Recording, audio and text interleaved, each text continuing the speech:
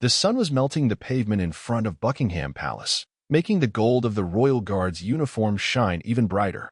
The guard stood immovable, as he should, the embodiment of tradition and discipline. In his mind, cold silence, honed by years of self-control. But today his patience was challenged. "Hey, you." The voice sounded like a mosquito bite, nasty, harsh, demanding. In front of him stood a chubby boy of about 12, his hands stained with fast food grease.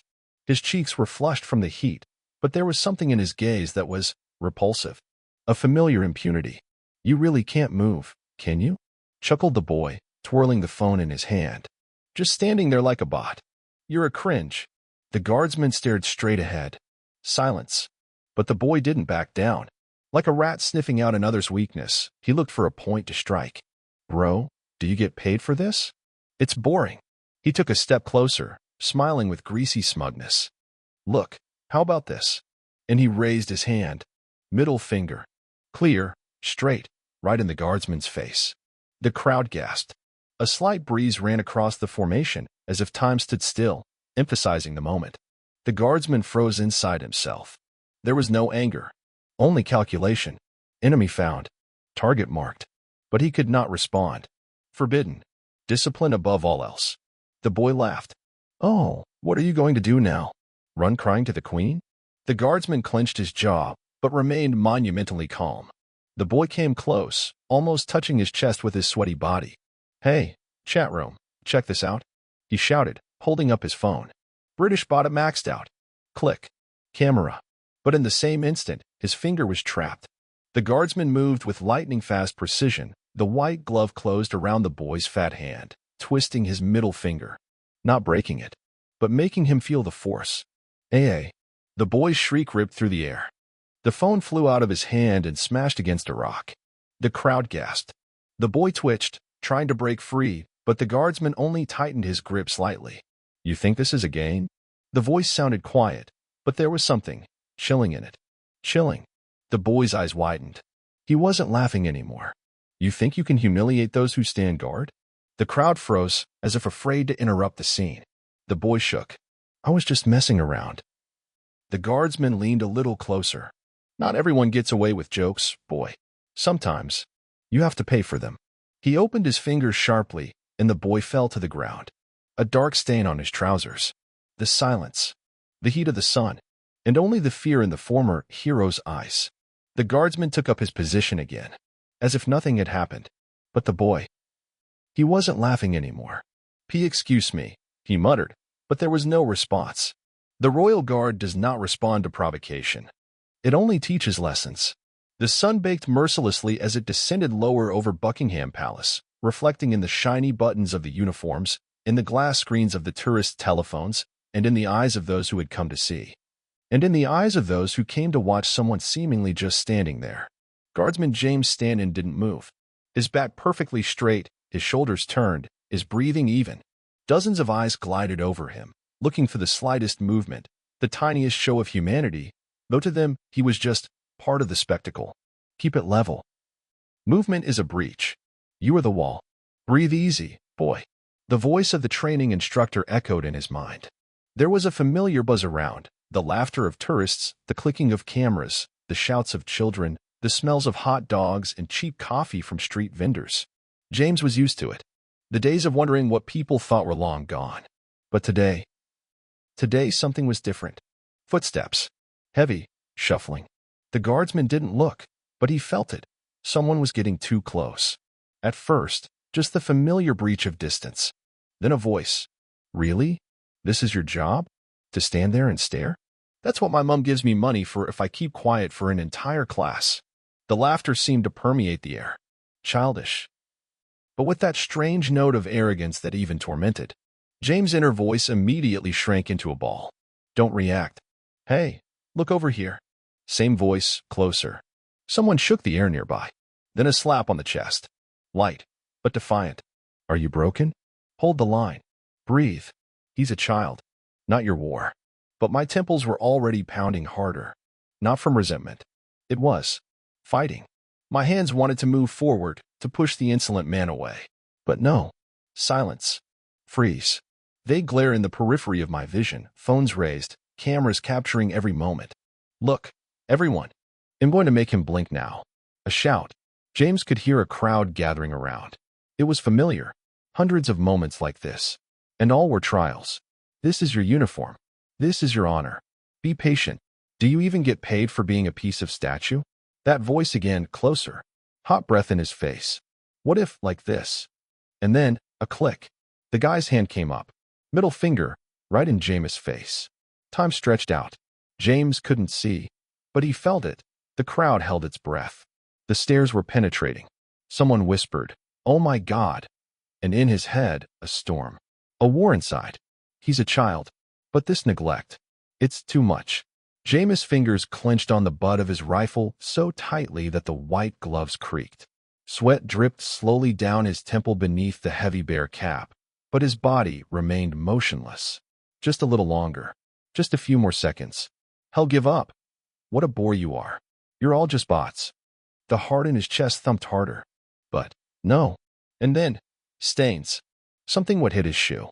James saw it with the corner of his eye, an unfinished piece of burger. Enough. Tension, held back by years of training, snapped like a taut string. The guardsman moved. The crowd didn't have time to realize. An instant later, his hand, white as snow, gripped the boy's wrist. The squeeze was not hard, it was iron. Aye. Push. A squeal. The cameras are flashing. Someone shouts, "Is that real?" "It's moving." The guardsman leaned closer. His voice sounded almost a whisper, but everyone around him heard. "Do you think it's a game?" The little boy turned white. His eyes were two plates of fear. The laughter disappeared. Someone in the crowd closed their eyes, anticipating what was coming next. "This isn't your internet here, kid. Here's reality. And in it, there are consequences." The voice was colder than a knife blade. And in that moment, everyone, even the most brazen tourist, realized this wasn't just an act. This is something more. The crowd fell silent. Only the guy's heart was beating louder than any camera in the world. And this, just the beginning. The guardsman's hand held the lad firmly, but with cold judgment. This wasn't a spontaneous outburst of anger. This was something else. A controlled force. An element held in check by years of discipline that was now breaking through the immaculate uniform and silent stare. Small twitched. "Ouch. That hurts. This is just a joke." His voice rasped with panic, formerly swagger, now shattered. His eyes raced. The crowd, the phones, a helpless look to his mom. Where was she? "Let him go," shouts a woman's voice, panicked and confused. A woman in a designer outfit bursts through the crowd. "It's the baby. He didn't mean to." The guardsman doesn't react. "Son, stand up. Apologize." The woman grabs the boy by the shoulder, pulls, but in vain. The soldier's arm is like steel. Not a finger, not a muscle trembled. "Hold the line," resounds in James' head. But, inside, there's a struggle. An old, familiar one. On the battlefield, it had led him forward, holding the line between necessity and madness in his mind. But here was a boy with fat fingers and an arrogant mouth. Not an enemy. A child. But it's more than just a boy. Another voice whispers, "It's what they think of you." About the uniform. About the service. The guardsman leans closer. His breathing is measured. An inhalation. An exhalation. But the voice. A voice as if of cold forged steel. "Were you looking for something?" "Found it." The little boy gasps. "I didn't know. Just wanted." Likes, cameras catch every angle. Tourists are nervous. Some hide their phones, realizing this is no longer a show. Others, on the contrary, are filming, eager to sensationalize. Somewhere in the back you can hear, "Britain will get a scandal." He's finished, but in James' eyes, there's a hollowness. He doesn't care about social media or the tabloids. In front of him is the throbbing truth, respect, and the way it's being lost. "It's not your game anymore, kid." Quietly, but in such a way that he flinched at every word. Suddenly, sudden movement. The lad burst out, trying to wrench his arm away. Instinct, and the guardsman twists his wrist in one motion, pinning the kid to his knees. "Hey, Mama!" The cry cut through the crowd. The woman tried to push James, but was stopped by another soldier running up from the side. "Stand back, mistress." Sternly, without panic, but firmly. There are whispers in the crowd, mixed with horror and delight. Someone whispers, "Is he a real soldier? I thought it was for the parade." They served in Afghanistan. Jesus. The guardsman leans in close to the guy's ear. When you make fun of the uniform, you're making fun of those who didn't come home. This isn't a costume. It's the grave of those who stood beside it and fell. The boy is torn between crying and shock. I just wanted the video. You got it. Briefly. And in that moment, a twist, like a blade of a shoe. The guardsman lets go of his arm abruptly. The boy falls to the pavement, sobbing, his trouser already with a dark stain. Fear has done its work. And James returns to his seat. Straight back. A steady breath. Eyes forward. Silence all around, like before a thunderstorm. Suddenly, the boy stands up. Eyes full of tears. And rage. He grabs the stone. Someone in the crowd shouts, don't do it. The stone goes flying. And in the same instant, the guardsman moves with a speed that no one expected from a statue. His hand catches the stone in midair, turns round, and throws it back at the boy's feet. It didn't hit, but showing that he could. Shock. Everyone. The kid's legs go to the ground. He falls backwards, gasping in fright. Enough. One word. A quiet one. Scarier than any scream. The mother, trembling, picks up her son. Tell him. The boy, choking, looks up. The voice is husky, broken. Excuse me. James doesn't answer. His silence is the heaviest punishment of all. And then the sirens. Distant. Someone called the police. Someone called the press. But the worst part for the kid wasn't the police or the guardsman. It's that now his liked video will become a monument of shame. The cameras are going down. People move away, whispering. And James stands, unmoving, as he should be. And in the eyes of everyone who witnessed it, there was one word now: shock. The cameras are down. The inspiration for the sensation was exhausted. The tourists, hungry for spectacle a moment ago, now walked away silent. No one laughed. No one spoke loudly. The boy, head down, disappeared into the crowd with his mother, who pulled him away, whispering something harsh and disturbing. And James stood, standing as if nothing had happened. Eyes forward, breathing steady. Heart different. The muffled thumping inside wasn't from adrenaline. No. It was something deeper. Disappointment. And not in a guy. It was in the people. And how easy it was for their uniforms to become the target of jokes. Stay a wall. Not your war. But inside, there's an echo. Images from the past. The desert, the hot air of Afghanistan, the voice of a twin in his earpiece, clear ahead, and that same voice, a second later, replaced by a scream. The memory struck sharp as a cold blade. Not everyone comes back. Not everyone lives to stand on this plaza. A shadow ran behind him. James felt it. Movement is not something tourists create. It's different. Predatory. Not childlike. Breathing. Inhale. Exhale. Angle of vision catches. A figure. A hood. A quickened step. Straight at him. Step away from the barrier, sir. The voice of an officer on his left. But too late. James fell to the side just as a man from the crowd snatched up something shiny and lunged forward. A knife. On earth. Someone shouted. The crowd scattered. Chaos. But the guardsman was already in action. The blade cleaved the air, but not the fabric of the uniform. James grabbed his attacker's wrist, twisted, pinned him to the pavement. A crack. A groan. The knife slipped out, clinking against the stone. Seconds stretched into eternity. What the fuck? The attacker struggled, trying to break free. His eyes were frantic, saliva coming out of the corner of his mouth. They must be broken. You puppets. Soldiers around rushed to help. Someone switched on a walkie-talkie. Voices mingled with the shouts of passers-by. But James was silent. Only his heartbeat muffled like a drum somewhere far away. This is your war. His hands shook, but not from fear, but from realization. The boy, the burger, the grudges. It's all the tip of the iceberg. The real threat always lurks in the shadows. And today, it came out into the light.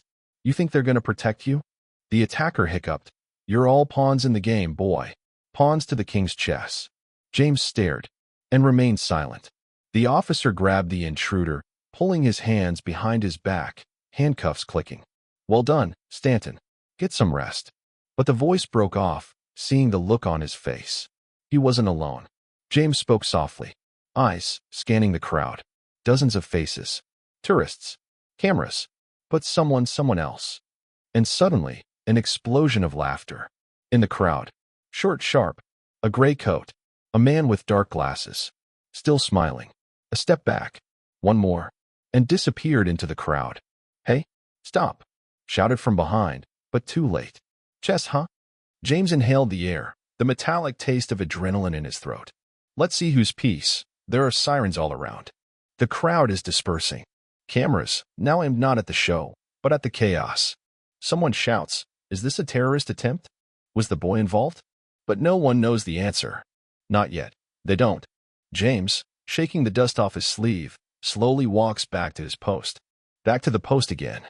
Because even as the world cracks around him, the sentry stands. Eyes forward. Back straight. Arms calm. But inside, this game has just begun. James stood. Again, a rock in the midst of the storm, invulnerable, flawless. Peace on the surface, but inside. A taut string about to burst. The minutes dragged by like viscous smoke. Police cordoned off the area, officers questioned witnesses, barricades of tourists turned into a chaotic crowd of journalists and cameras. But something was missing. That laughter.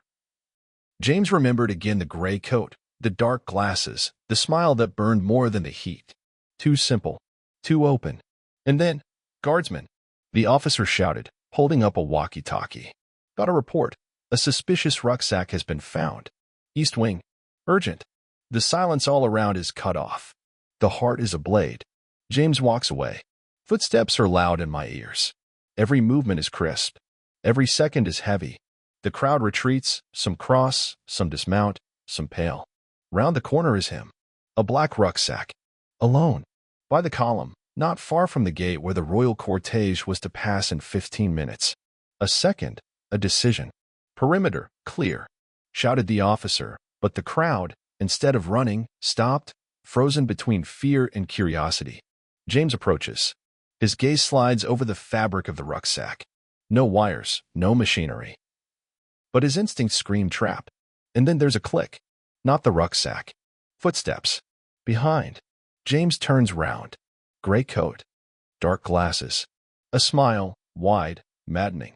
"It's more than you realize, Guardian," he whispers. "You think you're going to save them?" The cloaked hand twitches. James lunges forward. Too late. BBH. But not the rucksack. The mobile phone in the man's hand is the detonator. A rumble shook the square. The ceiling on the east wing crumbles with dust. People screaming, cameras falling. James stands. Right in front of the man. Fury in his eyes. Hand at the attacker's throat. "What have you done?" "This. Just the beginning." The man wheezed, smiling through blue lips.